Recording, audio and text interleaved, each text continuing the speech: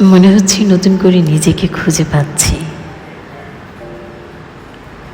মনে হচ্ছে নতুন করে আমি আবার আগের মতো বেঁচে বাঁচতে শিখেছি।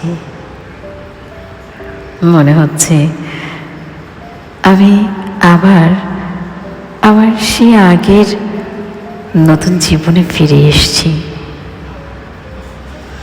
শুধু একটাই অপূর্ণতা মাঝে মাঝে মনে হয়, নিজেকে গোছাতে ভুলে গেছি। সবাই বলে, আরে মনীষা,